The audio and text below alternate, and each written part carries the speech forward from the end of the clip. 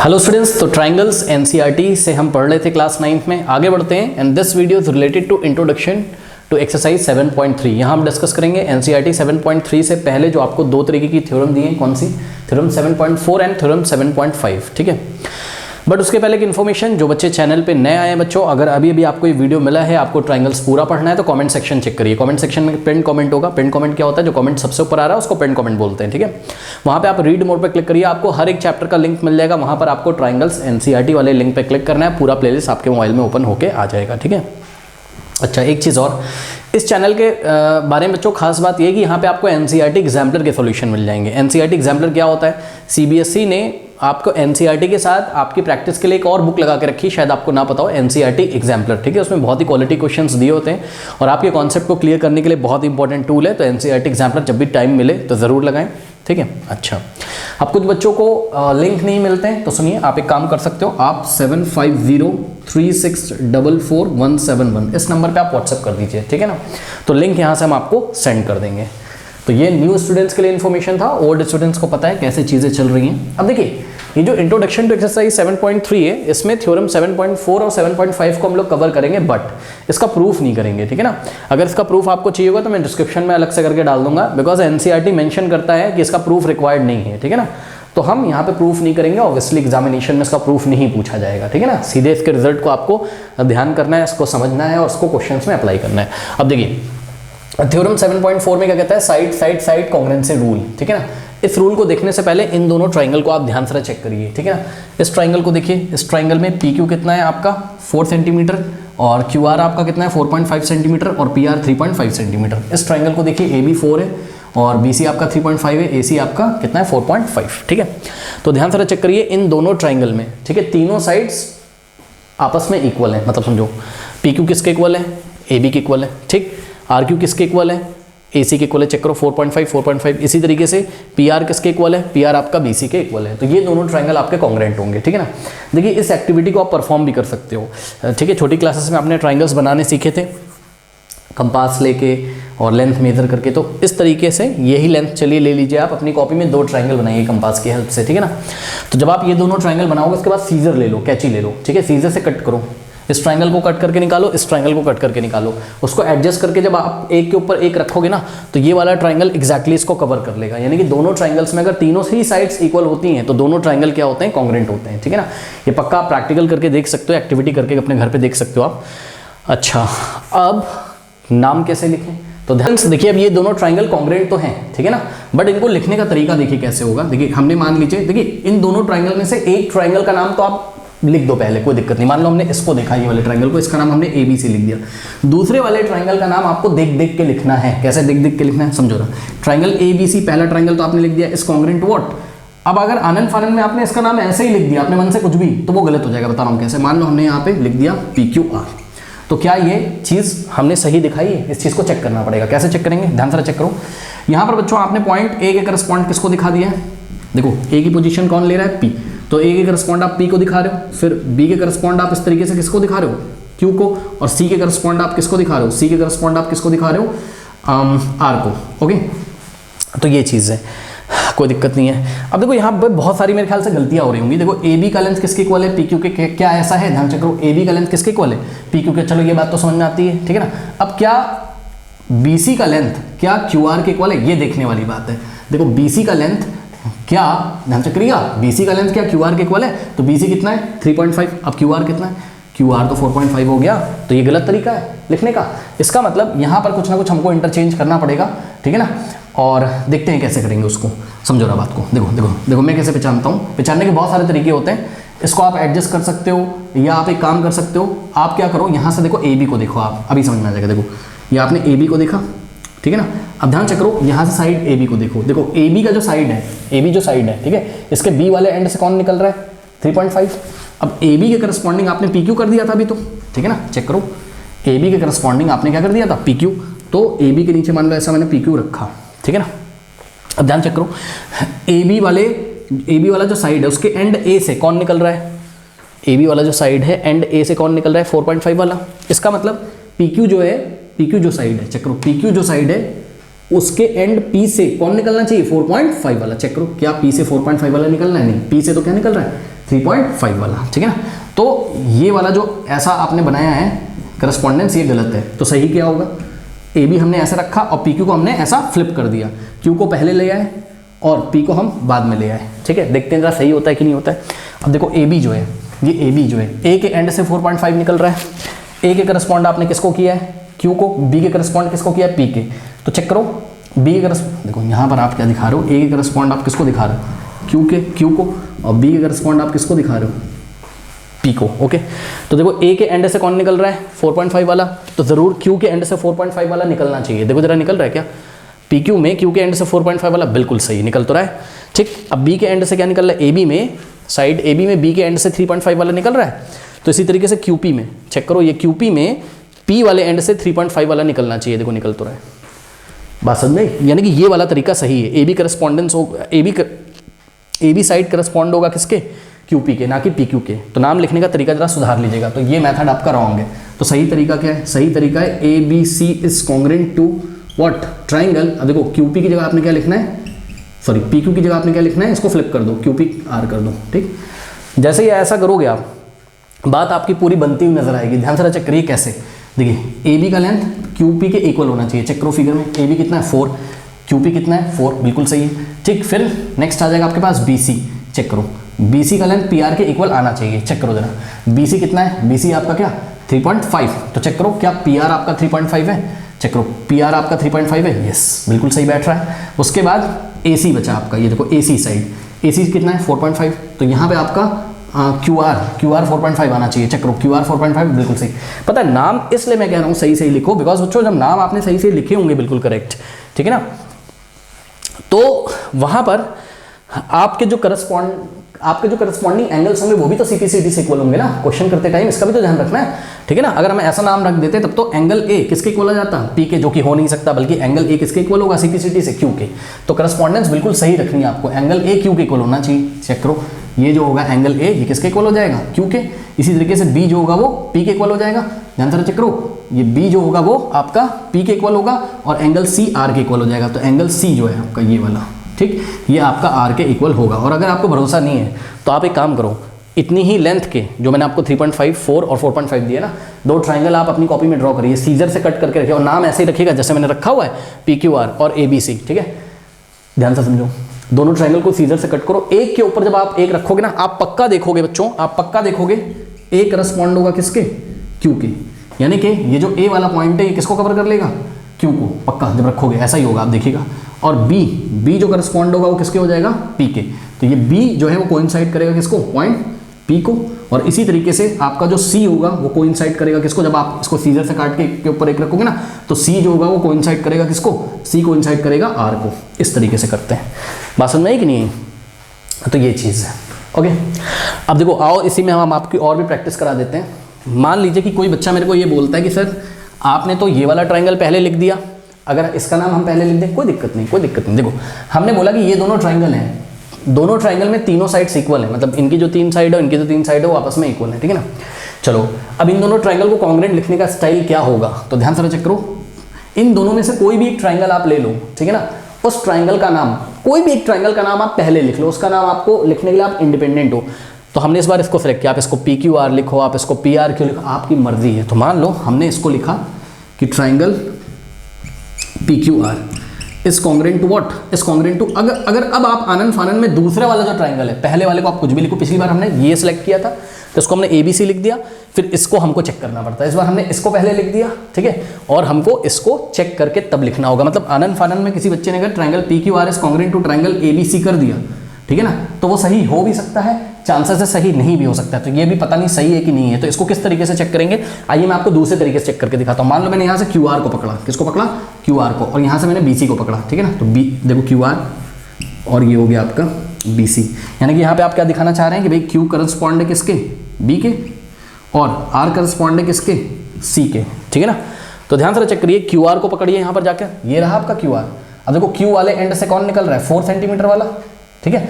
तो इस तरीके से क्यू किसके करस्पॉन्ड है, बी के, तो क्यू आर में क्यू वाले एंड से 4 सेंटीमीटर वाला निकल रहा है, तो बी सी में बी से 4 वाला निकलना चाहिए। चेक करो बी सी में बी से क्या 4 वाला निकल रहा है, हाँ ये तो सही बैठ रहा है, ठीक है ना। अब देखते हैं जरा क्यू आर में आर वाले एंड से, चेक करो, क्यू आर में आर वाले एंड से क्या निकल रहा है 3.5 निकल रहा है, तो बी सी में सी वाले एंड से 3.5 निकलना चाहिए। तो ध्यान से चेक करो, बी सी में सी वाले एंड से क्या निकल रहा है, ये तो 4.5 निकल रहा है, ठीक है ना। तो ये कहीं ना कहीं आपका गड़बड़ आ रहा है। ओके, और आप क्लियरली देख भी सकते हो बच्चों कि क्यू आर का लेंथ कितना है, क्यू आर का कितना है 4.5 और बी सी का कितना है, बी सी का 3.5 है, बात ही नहीं बैठेगी। क्यू आर का लेंथ तो बी सी के इक्वल ही नहीं है, करस्पॉन्डिंग साइड का लेंथ ही इक्वल नहीं आ रहा है, तो ये लिखने का गलत तरीका है। सही है, बात समझ में कि नहीं। तो इसमें यहाँ पे कुछ हेरा फेरी आपको यहाँ पर करनी पड़ेगी। पहले तो आप ये चेक करो कि क्यू आर का लेंथ कितना है, क्यू आर का 4.5 है, तो कौन से साइड का लेंथ यहाँ पे 4.5 है, ए सी का, यानी कि ध्यान से चेक करो क्यू आर की जो पोजीशन लेगा वो ए सी लेगा, तो क्यू आर की जगह तो पहले तो ए सी आना चाहिए और बी कहीं यहाँ आ जाएगा, ठीक है। अब आपको चेक करना है कि हम इसको बी ए सी लिखेंगे या बी सी ए लिखें, तो ये सब चेक करते हुए आपको चीज़ें करनी पड़ेगी। देखिए जरा कैसे, बात समझिए, ये क्यू आर है तो हमने फिर से लिख दिया क्यू आर, और ये क्या आपका ए सी है, ठीक है ना। अब ध्यान चेक करो, क्यू आर के एंड क्यू से क्या निकल रहा है, क्यू आर के एंड क्यू से क्या निकल रहा है 4 वाला, ठीक।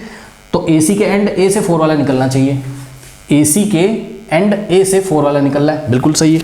अब देखो क्यू आर के एंड आर से चेक करो, ये रहा क्यू आर के एंड आर से 3.5 वाला निकल रहा है, तो ए सी के एंड सी से 3.5 वाला निकलना चाहिए, तो ए सी के एंड सी से 3.5 वाला निकल रहा है, तो ये बिल्कुल जाके सही आपका यहाँ पर बैठ रहा है। और आप क्लियरली देख सकते हो क्या, देखो पी क्यू का लेंथ बी ए के इक्वल होगा, चेक कर लो, पी क्यू 4 है और बी ए कितना है 4 है, ठीक। उसके बाद जो क्यू आर का लेंथ होगा वो ए सी के इक्वल होगा, आप चेक कर लो, क्यू आर कितना है, क्यू आर है आपका 4.5, तो ए सी भी कितना है 4.5। उसके बाद पी आर जो होगा वो बी सी के इक्वल होगा, तो पी आर 3.5 है और बी सी भी क्या है 3.5 है। और अभी तो मैंने आपको दिखाया था, यहाँ पे देखिए दोनों ट्रायंगल अगर कॉन्ग्रेंट है तो ए किसके करस्पॉन्ड था, क्यू के, ध्यान चेक करो, ए किसके करस्पॉन्ड है क्यू के, ठीक। बी किसके करस्पॉन्ड है पी के, तो बी किसके करस्पॉन्ड है पी के, और सी किसके करस्पॉन्ड था आर के, तो सी किसके करस्पॉन्ड है आर के।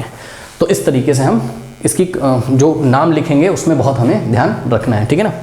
चलो बहुत बढ़िया। अब थ्योरम 7.4 यही कहता है, side side side congruency rule कहता है, if 3 sides of one triangle are equal to the 3 sides of another triangle then the two triangles are congruent. बस अगर किसी एक ट्राइंगल में तीनों साइड्स किसी दूसरे ट्राइंगल के तीनों साइड्स के इक्वल होती हैं तो दोनों ट्राइंगल क्या होता है, कॉन्ग्रेंट होता है। नाम भी मैंने आपको लिखना सिखा दिया है, ठीक है। चलिए बढ़ते हैं थ्योरम 7.5 की तरफ, जब क्वेश्चंस करेंगे तो थोड़ा और क्लियर होगा।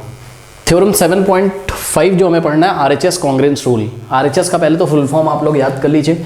आरएचएस स्टैंड फॉर, आर का मतलब होता है राइट एंगल, एच का मतलब होता है हाइपोटेन्यूस और एस का मतलब होता है साइड। सभी बच्चे याद करें, आरएचएस का मतलब क्या होता है, आर का मतलब क्या होता है राइट एंगल, एच का मतलब हाइपोटेन्यूस, एस का मतलब क्या होता है साइड, ठीक है ना। अब ध्यान से चेक करिए, सुनिए, आप पहले क्या पढ़ के आए हो, आप पढ़ के आए हो साइड एंगल साइड रूल, याद है। साइड एंगल साइड रूल में आपने क्या पढ़ा था, साइड एंगल साइड रूल में आपने पढ़ा था कि भाई हमारे पास अगर 2 ट्राइंगल हैं कोई, देखिए इस तरीके से फटाफट आपको रिवाइज करा देते हैं, ए बी सी, ठीक है ना, और ये आपके पास दूसरा ट्राइंगल है मान लीजिए पी क्यू आर, करेक्ट। तो ये दोनों ट्राइंगल साइड एंगल साइड से कब कॉन्ग्रेंट होते थे, जब एंगल ए किसके इक्वल हो जाए पी के, और ए बी किसके इक्वल हो जाए पी क्यू के, और ए सी किसके इक्वल हो जाए पी आर के। यानी कि जो इंक्लूडेड एंगल होता था, जो इक्वल एंगल होता था ना, ध्यान से करो, एंगल ए यहाँ पर पी के क्या है इक्वल है, ठीक है। तो जो इंक्लूडेड एंगल होता था, इंक्लूडेड किसके बीच में होता था, इक्वल साइड्स के बीच में, चेक करो ना, ए बी किसके इक्वल है पी क्यू के, ए सी किसके इक्वल है पी आर के, ठीक है ना। तो जो इक्वल साइड्स हैं उनके बीच में ये जो इक्वल एंगल होता है उनके बीच में इंक्लूडेड होना चाहिए इक्वल एंगल जो है दोनों ट्राइंगल में। यहाँ पर इक्वल एंगल कौन है, angle A and angle P. तो जो इक्वल एंगल होता था वो इक्वल साइड्स के बीच में, between equal sides of pair included होना चाहिए। ध्यान से चेक करो, ये एंगल इसके इक्वल है और ये एंगल देखो इसके बीच में इंक्लूडेड है, और ये वाला एंगल इसके और इसके, मतलब ए बी और ए सी के बीच में इंक्लूडेड है, और ये वाला एंगल पी क्यू और पी आर के बीच में इंक्लूडेड है। यहीं पे हमने आपको पढ़ाया था, ऐसा होना बहुत ज़रूरी, तभी साइड एंगल साइड क्राइटेरिया लगता है। देखिए साइड एंगल साइड और साइड एंगल साइड क्राइटेरिया लगता है, मतलब यहीं पे हमने आपको बताया था कि अगर आपके पास ऐसा ट्राइंगल आ जाए कुछ ए बी सी, यहाँ पर एंगल ए, ठीक है ना, और यहाँ पे देखिए पी क्यू आर, मतलब एंगल ए तो आपको एंगल पी के इक्वल गिवन है, बट यहाँ पर देखिए बी सी बी ए किसके इक्वल है ए सी के, और यहाँ पर पी क्यू इक्वल है किसके, सॉरी ए बी इक्वल है किसके पी क्यू के, और जो ए सी इक्वल है वो किसके हो गया क्यू पी के। तो ये दोनों ट्राइंगल कॉन्ग्रेंट नहीं होंगे, क्यों, क्योंकि ध्यान से चेक करो, ये जो इक्वल एंगल है इसको इक्वल साइड्स इंक्लूड नहीं कर रही हैं। चेक करो, इधर से तो पी क्यू किसके इक्वल है ए बी के, लेकिन इधर से P R is equal to A C थोड़ी ना दिया हुआ है, ठीक है ना। चेक करो, P R is equal to A C थोड़ी ना दिया हुआ है, ठीक है ना। आपको तो Q R is equals to क्या दिया हुआ है, AC, ये चीज़ हम पहले भी क्लियर कर चुके हैं। तो ये इंक्लूडेड एंगल यहाँ पर इक्वल साइड्स के बीच में नहीं आ रहा है। यहाँ पर देखो ये वाली साइड इसके इक्वल है, ये वाली इसके इक्वल है, तो ये कॉन्ग्रुएंसी का रूल नहीं होता था। मतलब कि अगर किन्हीं भी दो ट्राइंगल्स में एक एक एंगल इक्वल हो और दो साइड्स इक्वल हों, तो वो दोनों ट्राइंगल तभी साइड एंगल साइड क्राइटेरिया को फॉलो करेंगे जब इक्वल एंगल इक्वल साइड्स के बीच में आता हो। ये चीज़ हमने आपको पहले भी क्लियर करी है। बट क्या कभी ऐसा हो सकता है कि जो इक्वल एंगल हो वो इक्वल साइड्स के बीच में आता भी ना हो तब भी दोनों ट्राइंगल कॉन्ग्रुएंट हो? जी हाँ, ऐसा होता है, और वो स्पेशल क्राइटेरिया निकल के आता है RHS वाला। देखिए जरा ध्यान से, पहले इन दोनों ट्राइंगल को गौर करिए आप, ठीक है। ऐसे दो ट्राइंगल मान लीजिए कंपास और DV की हेल्प से हम लोग बनाते हैं अपनी कॉपी में, ठीक है, कि जिसमें देखिए राइट एंगल ट्राइंगल है ABC और राइट एंगल ट्राइंगल है PQR, ठीक है ना। जहाँ पर एंगल B कितना है 90 और एंगल Q कितना है 90 है, तो यहाँ पर angle B is equals to what, angle Q, ये आपको गिवन है 90, ठीक। इसी तरीके से यहाँ पर BC 4 है, तो यहाँ आपका QR 4 सेंटीमीटर है। फिर हाइपोटेन्यूस, भाई हाइपो तो सबको पता होगा, 90 के सामने वाला साइड क्या होता है हाइपो, तो चेक करो यहाँ पे 90 है, 90 के ऑपोजिट एंगल, सॉरी 90 एंगल के ऑपोजिट वाला साइड क्या है AC, ये 5 है, और यहाँ पर 90 के सामने ऑपोजिट है, ये आपको कितना दे दिया इन्होंने 5 दे दिया है, ठीक है। ये मेरे से गलती होगी, सॉरी, यहाँ पे 5 है, ठीक है ना, इस तरीके से। तो क्या ये दोनों ट्राइंगल कॉन्ग्रुएंट हैं? अब देखो यहाँ खास बात क्या है, यहाँ पर क्या खास बात है, यहाँ पर कोई भी दो साइड्स इक्वल है, चेक करो, RQ किसके इक्वल है BC के, और AC हाइपोटेन्यूस किसके इक्वल है PR के इक्वल है, ठीक है ना। तो कोई भी दो साइड्स इक्वल है, और जो इक्वल एंगल है, ये देखिए इक्वल एंगल है, क्योंकि एंगल B 90 है, एंगल Q 90 है, ठीक है। तो जो इक्वल एंगल है वो इक्वल साइड्स के बीच में नहीं इंक्लूडेड है, ध्यान से चेक करो, ठीक है ना। ये देखिए ये जो एंगल है ये इक्वल साइड्स कौन सी बताओ, AC और PR, ठीक है। AC PR के इक्वल है और BC किसके इक्वल है, RQ के। तो ध्यान से करो इक्वल साइड्स के बीच में तो ये वाला एंगल है ना, और यहाँ पे ये वाला है, तो इस एंगल के बारे में तो मतलब एंगल CR के इक्वल है, ये तो कोई बात ही नहीं करी गई आपसे, तो साइड एंगल साइड तो नहीं लग रहा है यहाँ पर, बात समझ में कि नहीं है। अब यहाँ पर देखिए, ये देखिए एक एंगल इक्वल है और इस एंगल को इंक्लूड करने वाली जो साइड्स हैं वो इक्वल नहीं है, ध्यान से करो। इस एंगल को इंक्लूड कौन करता है, BC और AB, ठीक है। इस एंगल को इंक्लूड कौन करता है यहाँ पर, QR और PQ। कहीं पर भी आपको उन्होंने ये नहीं बोला है कि AB किसके इक्वल है, PQ के। लेकिन जब ऐसे दो ट्राइंगल्स अपनी कॉपी में आप बनाओगे कंपास की हेल्प से, फिर सीजर से काट के जब इसको इसके ऊपर रखोगे तो ये एग्जैक्टली इसको कवर कर लेगा। इसलिए एक नया क्राइटेरिया निकल के आता है जब एक स्पेशल केस हो जाता है हमारे पास, किसका, कि किसी राइट एंगल ट्राइंगल में, किसी दो राइट एंगल ट्राइंगल में अगर हमको दो साइड्स इक्वल दी हों, और वो साइड्स स्पेशल साइड्स होती हैं, सुन लीजिए कौन सी, कोई भी साइड नहीं, दो स्पेशल साइड होंगी, कौन सी, दोनों के हाइपो इक्वल होने चाहिए और कोई भी एक साइड इक्वल होनी चाहिए। चेक करो, दोनों के हाइपो इक्वल है और कोई भी एक साइड इक्वल होनी चाहिए। तो ध्यान से चेक करो, यहाँ पर AC किसके इक्वल है, PR के, और यहाँ पर BC इज इक्वल टू क्या है, QR है। तो ये दोनों ट्राइंगल क्या हो जाएंगे, कॉन्ग्रुएंट हो जाएंगे। अब मेरी बात फिर से सुनिए, फाइनल बात ये है कि आपके पास दो राइट एंगल ट्राइंगल होंगे, ठीक है ना। उन दोनों राइट एंगल ट्राइंगल में तो आप लोग कंफर्म हो कि भाई राइट है तो दोनों में एक एक एंगल 90 होगा, ठीक है। इस बात को छोड़कर, यानी कि दोनों ट्राइंगल में राइट होना चाहिए, राइट हो गया। आप सुनो, दोनों के हाइपो इक्वल होने चाहिए। हाइपो का इक्वल होना बहुत इंपॉर्टेंट है। हाइपो कौन होता है, 90 के सामने वाला क्या होता है, हाइपो इक्वल होना चाहिए, और इसका मतलब कोई भी एक साइड इक्वल होनी चाहिए। तो यहाँ इत्तेफाक से आप देख रहे हो BC किसके इक्वल है, QR के। तो ये दोनों ट्राइंगल कैसे हैं, कॉन्ग्रुएंट। अभी इसमें मैं आपको दिखाता हूँ, थोड़ा सा वेरिएशन करके भी मैं आपको दिखाता हूँ। तो ये एक बड़ा स्पेशल केस है जिसमें कि जो इंक्लूडेड एंगल है, एंगल B और एंगल Q, वो इक्वल साइड्स के बीच में नहीं आ रहा है। कहीं पे आपको चलो BC इज इक्वल टू आपको QR दिया, लेकिन कहीं AB is equal to PQ थोड़ी ना दिया हुआ है। बात समझो। मैं कहना चाहता हूँ कि अगर यहाँ पर AB आपको मान लो PQ के इक्वल दिया होता अगर, तब आप बोल देते भाई साइड एंगल साइड, और यहाँ से साइड एंगल साइड। लेकिन ये साइड एंगल साइड वाले क्राइटेरिया को फॉलो नहीं करेगा। यहाँ पे क्या लगेगा, आपका RHS लगेगा। बड़ा स्पेशल केस है, यानी कि एंगल तो इक्वल है और दो साइड्स भी इक्वल, लेकिन जो दोनों साइड्स इक्वल है वो इक्वल एंगल को इंक्लूड नहीं कर रही हैं। चेक करो ना, ये इक्वल साइड्स हैं, ये वाली, ये इक्वल एंगल को इंक्लूड नहीं कर रही है। इक्वल एंगल कौन है यहाँ पर, 90 वाला, 90 वाले को ये इक्वल साइड्स थोड़ी ना इंक्लूड कर रही है, यहाँ थोड़ी ना 90। चेक करो, ठीक है, बात समझ में ये। अब देखो जरा इसको लिखने का तरीका, अभी मैं एक दो प्रैक्टिस कराऊंगा ना, क्लियर हो जाएगा। इसका भी प्रूफ नहीं करना है आपको, बस सिंपली आपको लिखने का तरीका आना चाहिए। देखिए, इन दोनों में से कोई एक ट्राइंगल चूज कर लो, उसको आप पहले लिख लो, triangle ABC is congruent to what. अब देखो, पहला वाला ट्राइंगल लिखने के लिए आप फ्री हो, लेकिन दूसरा वाला जो ट्राइंगल है उसका नाम आपको सोच समझ के लिखना है। कैसे लिखना है, देखो बहुत ईजी है, इसमें तो बहुत ईजी हो जाता है। कैसे, जहाँ पे 90 है और जहाँ पे 90 उसको चेक करो। तो यहाँ पर पॉइंट B पे 90 है और यहाँ पर पॉइंट Q पे 90, यानी कि B के करस्पॉन्ड क्या हो जाएगा, Q। तो B के करस्पॉन्ड क्या हो जाएगा आपका पॉइंट Q, यानी कि B की पोजीशन कौन लेगा, Q। सही है। एक तो ये चीज़ हो गई। अब ध्यान से चेक करो, यहाँ पर अगर BC है तो आपको खुद दिमाग लगाना चाहिए, BC अगर यहाँ 4 है तो यहाँ क्या है, QR क्या है 4 है, यानी कि BC की जगह क्या आएगा, देखो B की पोजीशन कौन लेगा, Q, और ऑब्वियसली अगर BC कितना था 4 तो QR 4 है, तो जैसे यहाँ BC लिखा हुआ है वैसे ही आपको क्या लिखना पड़ेगा, QR लिखना पड़ेगा, तभी तो BC किसके इक्वल आएगा, QR के इक्वल आएगा, ठीक है ना। अब ऑटोमेटिकली आप क्या देखोगे कि पॉइंट A जो है, ये पॉइंट A जो है ये P के करस्पॉन्ड हो जाएगा, आपको यहाँ P ही लिखना पड़ेगा, बस समझ गए। तो ये इस तरीके से तो और इजी हो जाता है। अब आप क्लियरली चेक भी कर सकते हो यहाँ से, देखिए AB का जो लेंथ है, अच्छा AB से तो हम लोग कोई कमेंट कर नहीं सकते, हाँ यहाँ से कर सकते हैं, क्योंकि AB और PQ के बारे में तो कुछ बोला ही नहीं गया था ना। हाँ AC से कमेंट कर सकते हैं, क्योंकि ये देखो AC जो हाइपो था वो किसके इक्वल था, PR के, तो चेक करो AC, ये देखो AC किसके इक्वल आ रहा है, PR के इक्वल आ रहा है कि नहीं आ रहा है, सही है ना। अब सुनो, कुछ बच्चे यहाँ पे मेरे को बोलते हैं, ये नाम लिखने का सही तरीका है, ठीक है, कुछ बच्चे मेरे को बोलते हैं सर एक काम आप ऐसे भी तो कर सकते थे, triangle ABC is congruent what, इसको PQR ना लिख के आप ऐसे क्यों नहीं लिखते हैं, आप इसको ऐसे लिख दीजिए, Q को सेंटर में रहने दीजिए, R को पहले लिख दीजिए और P को ऐसे लिख दीजिए। मैंने कहा ठीक है, बिल्कुल सही कह रहा हूँ, क्योंकि अभी भी AC का लेंथ किसके इक्वल है, RP के, चेक करो AC कितना है 5, RP भी, ये RP ऐसा है ये 5 है, लेकिन ऐसा अगर हम कर देते तो ध्यान से चेक करिए और सारी चीज़ें गड़बड़ हो जाती, कैसे, BC कितना है 4, BC कितना है 4, तो BC की जगह आइए जरा देखते हैं यहाँ पे जो भी आ रहा है क्या आ रहा है, QP आ रहा है, क्या QP आपका 4 है, नहीं, तो इसलिए आपको बहुत सही से लिखना है, यानी कि एक रॉन्ग मेथड है, ये एक सही मेथड है, ये BC का लेंथ किसके इक्वल है, QR के। अभी और प्रैक्टिस होगी और मैं दिखाता हूँ एक दो ट्राइंगल आपको, तो लिखने का आपको तरीका आ जाएगा। ध्यान से चेक करिए, ये देखिए मान लीजिए कि यहाँ पर आपको दिया है M, N, L और ये N जो है वो आपका कितना है 90 है, ठीक, और यहाँ पर आपको एक ट्राइंगल दिया हुआ है, मान लीजिए कि कुछ भी ले लेते हैं, मान लो चलो A, B और C ले लेते हैं, ठीक है ना। अब ध्यान से समझिए बच्चों, ध्यान से देखिए, यहाँ पर NL का जो लेंथ है, NL का जो लेंथ है वो आपको किसके इक्वल दिया हुआ है, वो AB के इक्वल दिया हुआ है, चलिए ठीक, और हाइपो तो है ही इक्वल, यानी कि ML is equals to what, AC।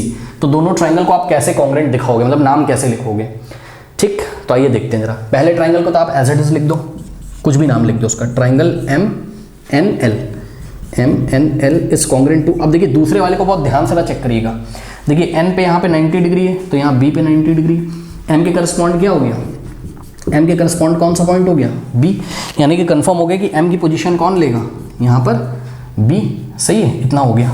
अब ध्यान से चेक करो बच्चों कि N के करस्पॉन्ड क्या हो गया B, अब NL का लेंथ किसके इक्वल दिया उन्होंने, BA के, चेक करना, ध्यान चेक करो, NL का लेंथ किसके इक्वल दिया है, BA के, ठीक है, तो NL का लेंथ किसके इक्वल दिया हुआ है, ओह सॉरी एक गलती हो गई मेरे से, सॉरी, देखो पहले M लिखा है फिर N लिखा है ना, तो यहाँ पर आप देख सकते हो N किसके करस्पॉन्ड है, B के, है ना, M नहीं है, सॉरी, N किसके करस्पॉन्ड है, B के, क्योंकि यहाँ पे N पे 90 है ना, मैंने ध्यान नहीं दिया, सॉरी, और यहाँ B पे क्या है 90, लिखने में मिस्टेक हो गई, ठीक है, तो N पे 90 और यहाँ B पे 90, यानी कि N की पोजीशन कौन लेगा, B, तो B कहीं सेंटर में आएगा। यहाँ पर जब हम ट्राइंगल ABC का नाम लिख रहे होंगे तो B कहाँ आएगा, ABC में B कहाँ आएगा, सेंटर में। अब C चाहे पीछे आ जाए चाहे आगे आ जाए, और A चाहे आगे आ जाए चाहे पीछे आ जाए, वो हमें देखना पड़ेगा। अब देखो NL का जो लेंथ है, NL का लेंथ किसके इक्वल है, BA के, ठीक है, तो NL यानी कि BA लिखना पड़ेगा आपको ऐसे। अब बचा क्या, C, तो C कहाँ आ जाएगा, आगे आ जाएगा। अब आप क्लियरली देख भी सकते हैं, मेरे ख्याल से तो सब कुछ ठीक ठीक बैठेगा, चेक कर लो। N किसके करस्पॉन्ड है, B के, क्योंकि N पे 90 है B पे 90, N पे 90 B पे 90, ठीक है। उसके बाद चेक करो जरा, ML का लेंथ किसके इक्वल होना चाहिए, AC के, चेक कर लो, ये देखो ML का लेंथ किसके इक्वल आ रहा है, CA के, चेक करो, CA बोलो AC बोलो, बात क्या है, सेम है, वो भी हमें ऑटोमेटिकली पता चल जाएगा, रुक जाओ जरा देख लेते हैं, ठीक है, ध्यान चेक करो, ML का लेंथ या तो CA बोले या तो AC बोले, बात क्या है, सेम है, ठीक है ना। अब मान लो इसी चीज़ को हमने ऐसे लिख दिया होता, देखो triangle MNL is congruent to what, is congruent to, अब देखो C की जगह हमने अगर A लिख दिया होता और यहाँ सेंटर में B और यहाँ पर C लिख दिया होता, ठीक है, तो ML की लेंथ जो है हाइपो है ना, ये अभी भी किसके इक्वल है, AC के इक्वल है। लेकिन ऐसा करने से प्रॉब्लम क्या होती है, समझो ना, कि NL की जो लेंथ है, NL किसके इक्वल दिया था, BA के, तो देखो NL जो है वो BC के इक्वल आ रहा है, गलती से चेक करो, यहाँ NL किसके इक्वल आ रहा है, BC के, लेकिन ऐसा तो नहीं दिया था NL BC के इक्वल हो, बात समझ में कि नहीं। तो ये वाला नीचे जो लिखा है ये एक रॉन्ग मेथड है, तो ये जो ऊपर हमने लिखा है यही करेक्ट मेथड है, ठीक है ना। तो आपको करेक्ट तरीके से लिखना भी आना चाहिए। क्यों लिखना आना चाहिए, क्योंकि जब आप सही तरीके से नाम लिखोगे ना, तभी तो कौन सा पॉइंट किसके करस्पॉन्ड है ये आपको पता चलेगा। जब आपने सही से नाम लिखा है तो इसका मतलब M यहाँ किसके करस्पॉन्ड है, M करस्पॉन्ड है किसके, C के, ठीक है ना।